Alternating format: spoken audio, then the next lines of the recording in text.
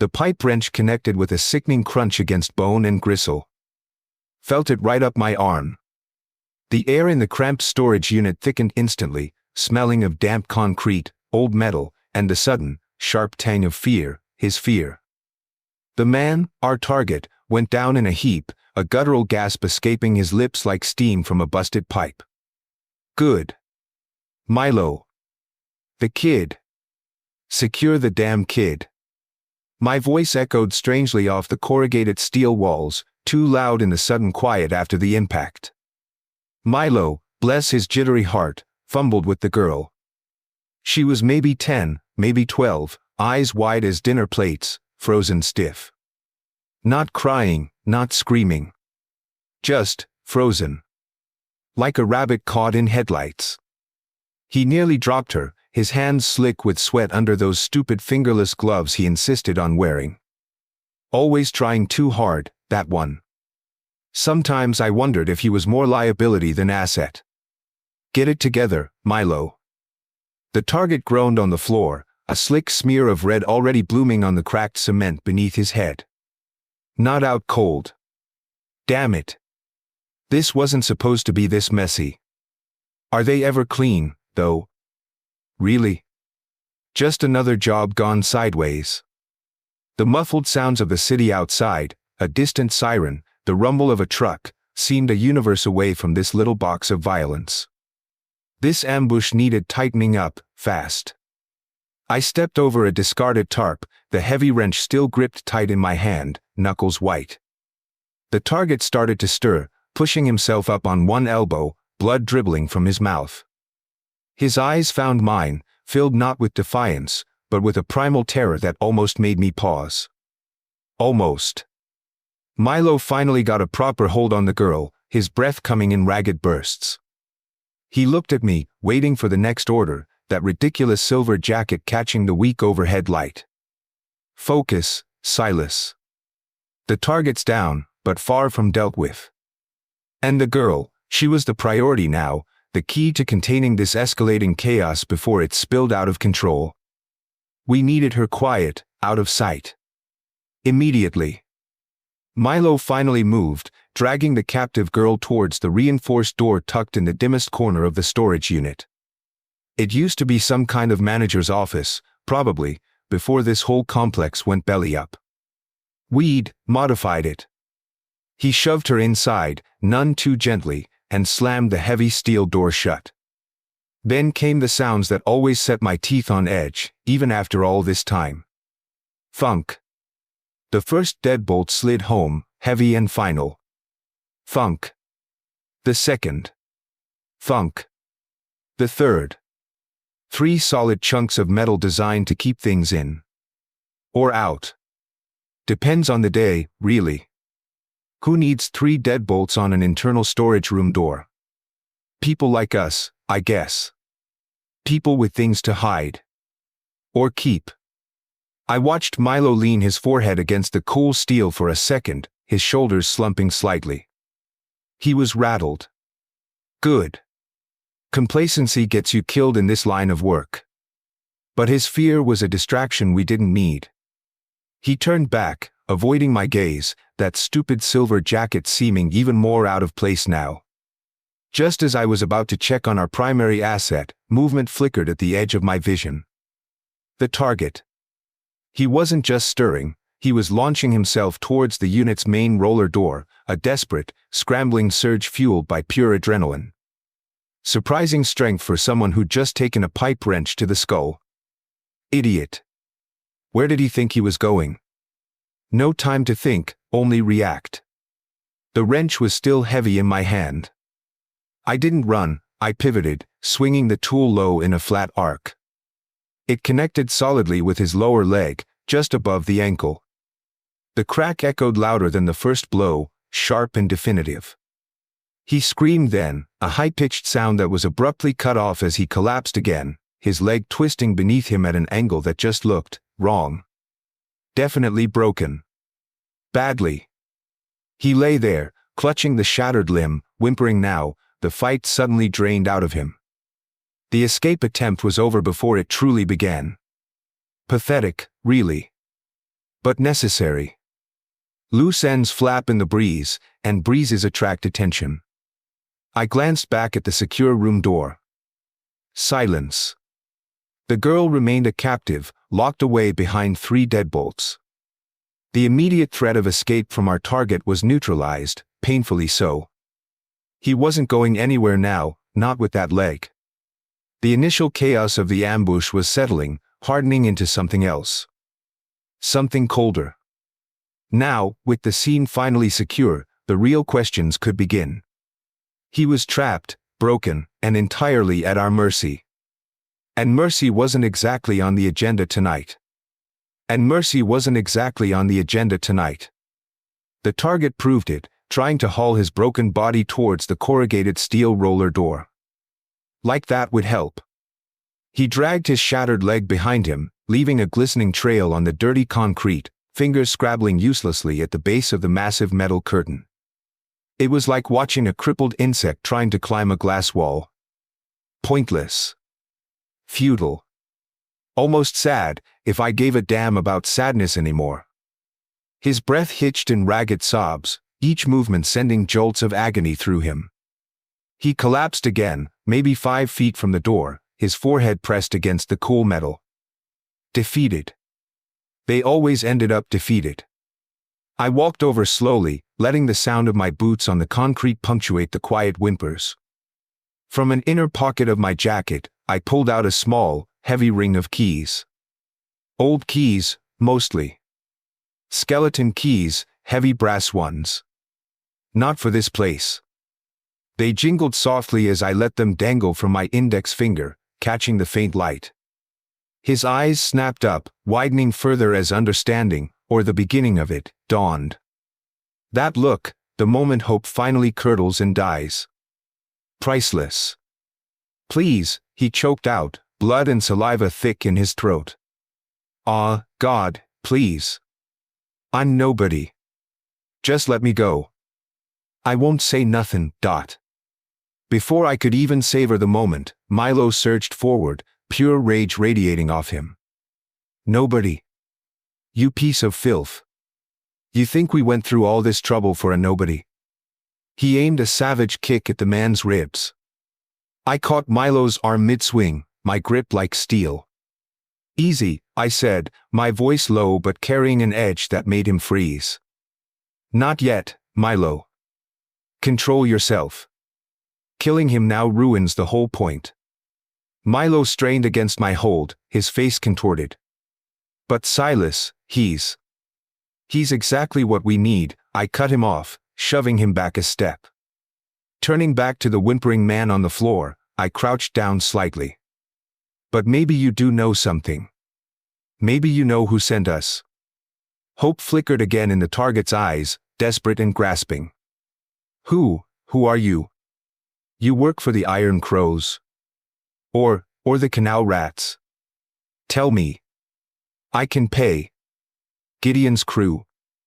I know people, I can, he gasped as pain shot through his leg again. Milo spat on the floor near the man's head. Wrong, and wrong again, you pathetic worm. He practically vibrated with suppressed violence. I let the silence stretch for a beat, enjoying the target's frantic, searching gaze. Then, quietly, letting each word land like a shovelful of dirt on a coffin lid, I told him. We're gravediggers. The name hung in the air. No recognition flickered in his eyes, just deeper confusion, deeper terror. What did it mean? That was the beauty of it. Before he could process, Milo broke free from his restraint, a feral snarl ripping from his throat. He lunged forward and stomped hard, deliberately, on the man's shattered leg. The scream was horrifying this time, pure agony. Milo followed it with a flurry of kicks to the torso. I let him vent for a few seconds, a necessary pressure release. Then I stepped in again, pulling him off forcefully. Enough, I commanded, my voice sharp. Milo stumbled back, breathing heavily, eyes still wild. The target was curled into a ball, barely conscious. He needs to be awake for this next part, Milo. Remember. I gave Milo a hard look, the implied threat hanging heavy in the stale air between us. He nodded mutely, swallowing hard, some of the manic energy draining away, replaced by a tense focus. Good. This part required precision, not blind rage. I stepped past him, my boots crunching softly on something I didn't want to identify, and went to the battered metal toolbox tucked under a workbench. 2 clicks from the small keys I carried, and the lid sprang open. Inside, nestled on stained velvet lining, lay the tools of this specific trade, 2 glass syringes, already filled with the dark, almost black cocktail. Our special blend. Carefully, I lifted them out, the weight familiar in my palm. The air suddenly felt colder, charged with a different kind of energy now. The violence was done, the preparation for the ritual had begun. A quick scan of the storage unit confirmed the mess. Gore spattered the walls, pooled on the floor. A real disaster zone. My eyes flickered involuntarily towards the secure room door where the girl was locked away. Still silent. Probably for the best. Can't let distractions interfere now. All right, Milo. Presentation. He understood. Moving behind the barely conscious target, Milo hauled him up slightly, pinning his arms behind his back with brutal efficiency. He forced the man's left arm forward, extending it, palm up. The target moaned, a low, continuous sound of misery and terror. His eyes fluttered open, unfocused, rolling back slightly as he took in the syringe I now held. Resignation settled over him, a heavy shroud replacing the fight. He knew, on some level, that escape was no longer an option. Now it was just waiting. I knelt beside the offered arm, wiping a patch clean with an alcohol swab from the kit. The smell was sharp, sterile, completely at odds with the surrounding filth. Just hold him steady, Milo, I murmured, tapping the syringe lightly to dislodge any air bubbles. My voice was calm, almost detached. It had to be. Don't need a repeat of that dockside fiasco, do we? Remember how messy that got? Milo flinched almost imperceptibly. Wasn't my fault he jerked like that, Silas. Doesn't matter whose fault it was, I said, keeping my eyes on the bulging vein in the target's forearm. Only matters that it doesn't happen again. Hold. Him. Still. Milo's grip tightened visibly. The target whimpered again, a thin thread of sound. The anticipation hung thick and heavy, a palpable thing in the small space. The needle hovered, catching the dim light. Almost time. Almost time. With unwavering steadiness, I guided the needle into the vein. It slid in easily.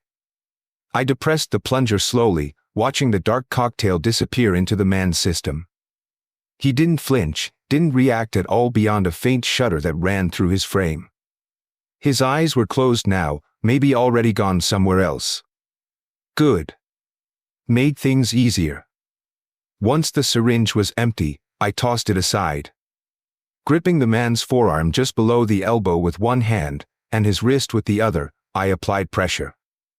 A sharp twist left, then right. There was a wet, popping sound, a sickening give as cartilage tore and the joint loosened unnaturally. Needle out. Now, Milo. I barked. Milo, startled, yanked the spike free. Without pausing, I wrenched the limb upwards. A tearing sound, like ripping thick canvas, followed by a final, wet separation. I held the forearm aloft for a moment, blood dripping freely onto the concrete floor.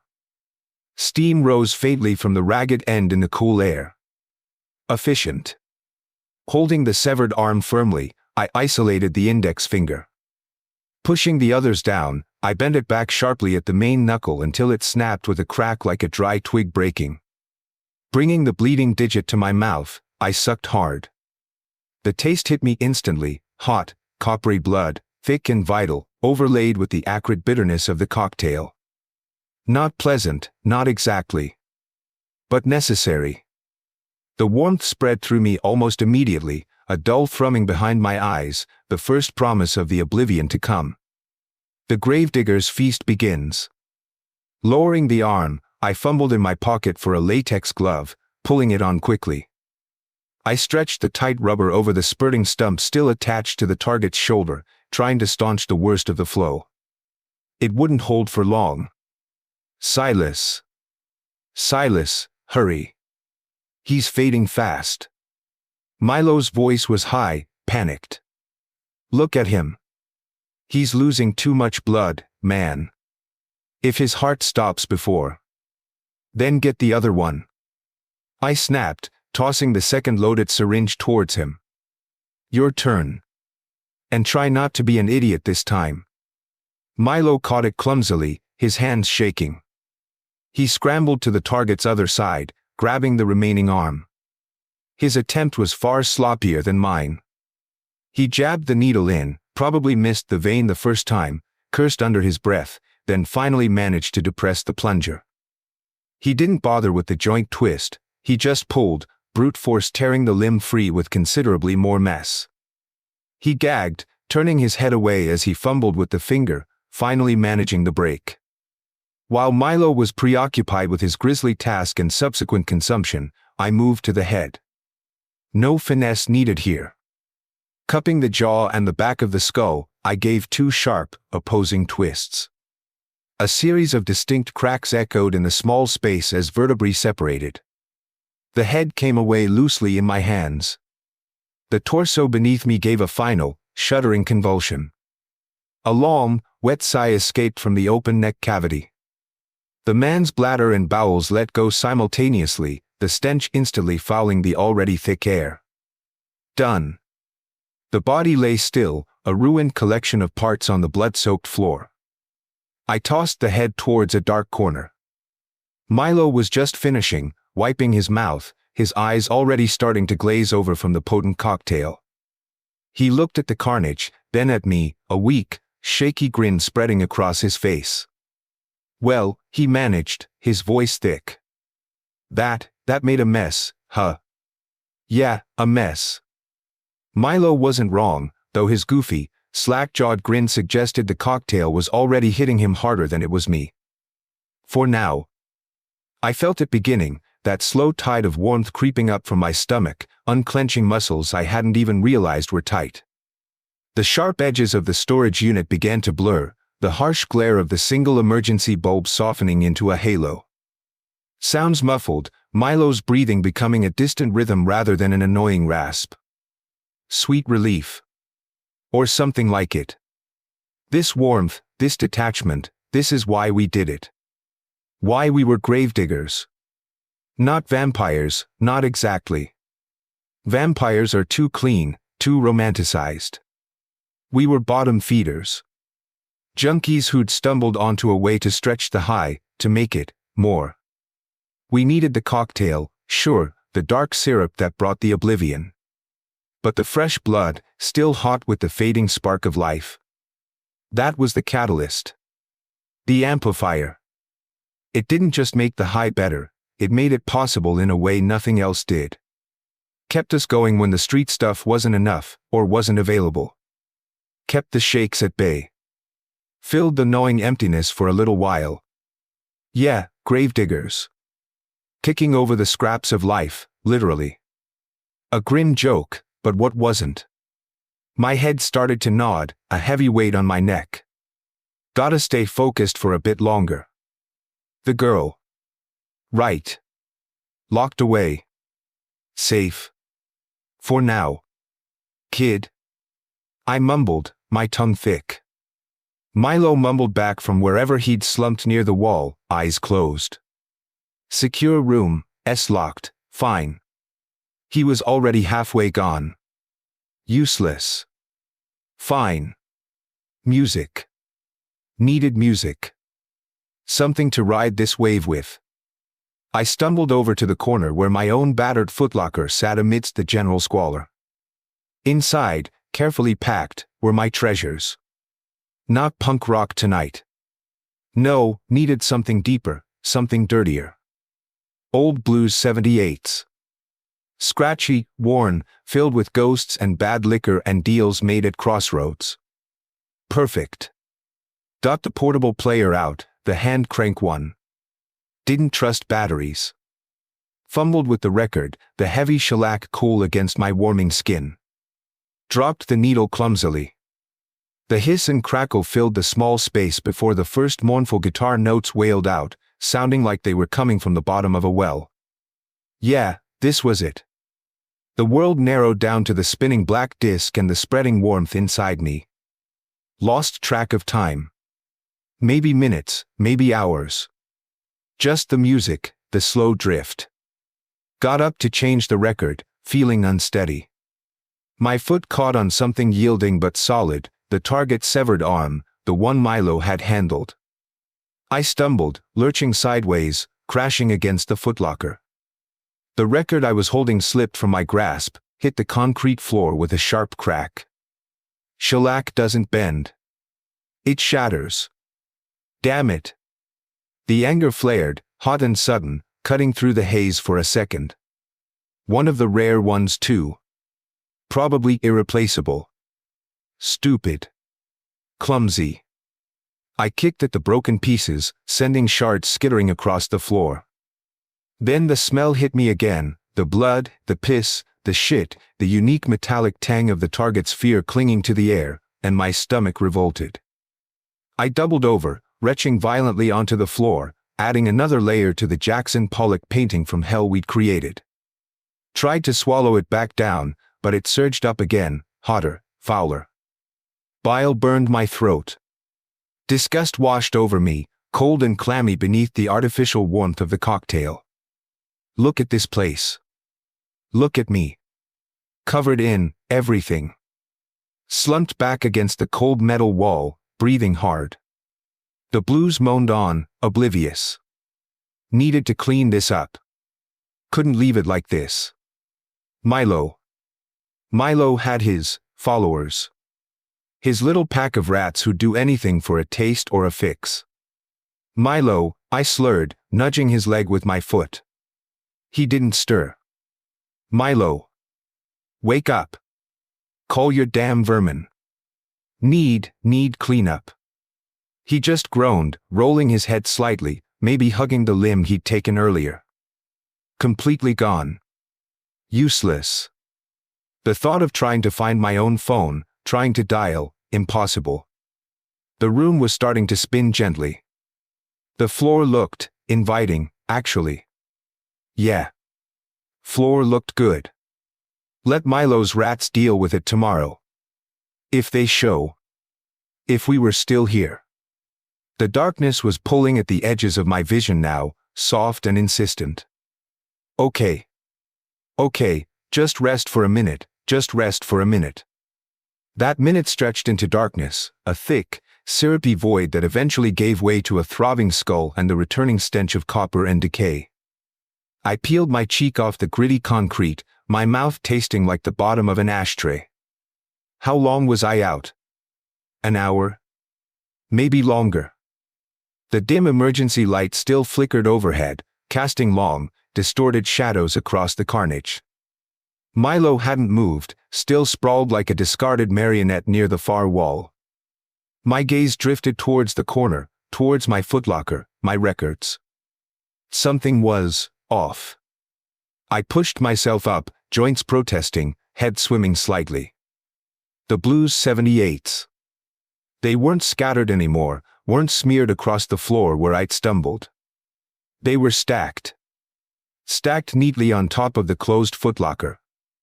A precise, almost obsessive little tower of black shellac. But they were still filthy. Streaked and smeared with the drying, gelatinous mixture of gore and my own vomit. It made no sense. My drugged brain struggled to connect the dots. Did I do that? In the haze? No. No way. Even completely wrecked, I wouldn't have stacked them like that, not covered in that. It was wrong. Milo. Don't make me laugh. He couldn't stack coasters sober, let alone delicate shellac records while practically comatose.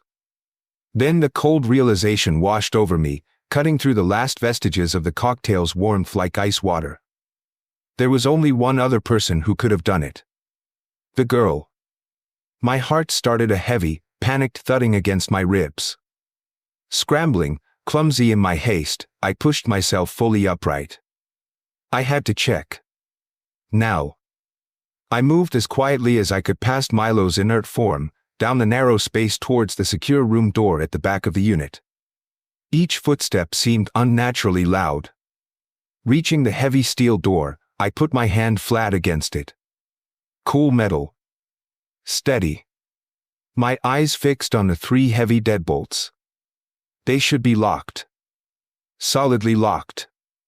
My fingers trembled slightly as I reached for the top bolt. It slid back smoothly, silently, offering no resistance. Unlocked. My breath caught. The middle one. Same result. Unlocked. The bottom one clicked open just as easily. She was gone. Escaped. How?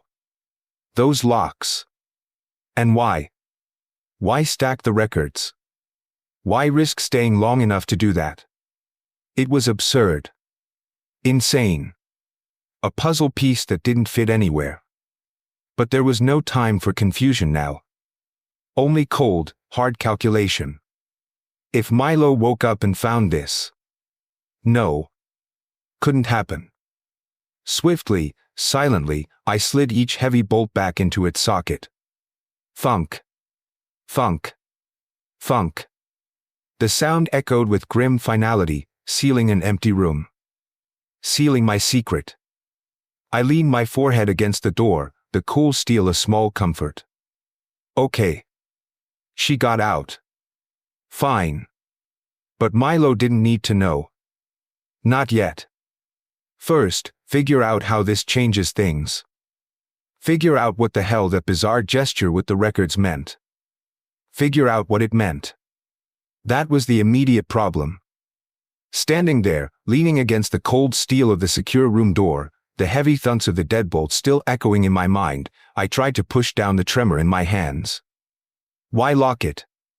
Was I afraid of what Milo would do if he found out the girl was gone? Maybe. He was volatile, unpredictable when spooked or cornered. Easier to handle him if I controlled the flow of information. Always control the information. Or was it fear of the girl herself? Out there, somewhere. Knowing, well, knowing too damn much. A loose end of the worst kind. How had she even managed it? 3 heavy bolts don't just unlock themselves. Did Milo screw up? Did I screw up somehow in the chaos? And the records, stacking my precious, filthy 78s like some kind of bizarre housekeeping gesture amidst the slaughter. What the hell was that about? A message? Mockery? Or just the random act of a terrified mind trying to impose order on insanity? The questions buzzed like angry flies in my skull, offering no answers, just more confusion, more secrets. This concealment felt different, heavier than the usual secrets that littered the landscape of my partnership with Milo. This was a crack in the foundation. We operated on a knife edge of mutual need and simmering distrust, something like this, a captive escaping, me hiding it, could shatter everything. And dealing with the fallout, dealing with Milo's unraveling paranoia. That was an aggravation I didn't need. I pushed myself away from the door, turning back to face the main space of the storage unit. The aftermath. The reality. The single bulb flickered, casting grotesque shadows over the dismembered corpse, the cooling pools of blood already starting to congeal, the scattered debris, the passed-out form of my partner breathing wetly through his mouth. The lingering silence wasn't empty, it was thick with unspoken consequences, heavy with the weight of what had happened and what might happen next. The cocktail's comforting haze was receding fast now, leaving behind the raw throb in my head, the foul taste coating my tongue, the gritty exhaustion in my bones. Uncertainty pressed in from all sides. Just me, Milo, a body, and a ghost who knew how to pick locks and tidy up. The silence stretched, taut and waiting.